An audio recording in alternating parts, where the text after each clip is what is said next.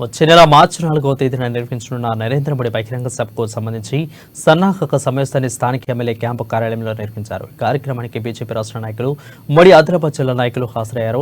నరేంద్ర మోడీ పర్యటనను విజయవంతం చేసేందుకు అందరూ కృషి చేయాలని, తమ వంతు సహాయ సహకారాలు అందించాలని భారతీయ జనతా పార్టీ రాష్ట్ర నాయకులు గుజ్జుల ప్రేమేందర్ అన్నారు. బహిరంగ సభ విజయవంతం కోసం జిల్లా నాయకత్వానికి దిశానిర్దేశం చేశారు.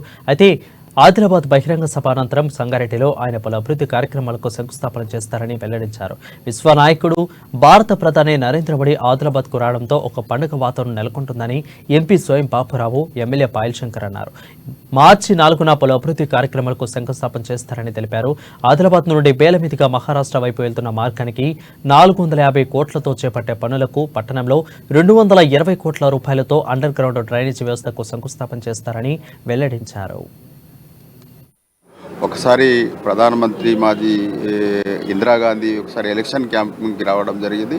అదే రకంగా బాసర్లో పివి నరసింహరావు గారు స్వర్గీయుడు వారి టెంపుల్కు రావడం జరిగింది. కానీ అధికారికంగా ఆదిలాబాద్కు మొట్టమొదటిసారిగా ప్రధానమంత్రి రావడం జరుగుతుంది. కాబట్టి ఖచ్చితంగా ప్రధానమంత్రి నరేంద్ర మోదీ గారు ఇప్పటికే ఈ ప్రాంతంలో ఏ సమస్యలు ఉన్నాయో ఆ సమస్యల మీద రివ్యూ కూడా ఈరోజు తీసుకోవడం జరుగుతుంది.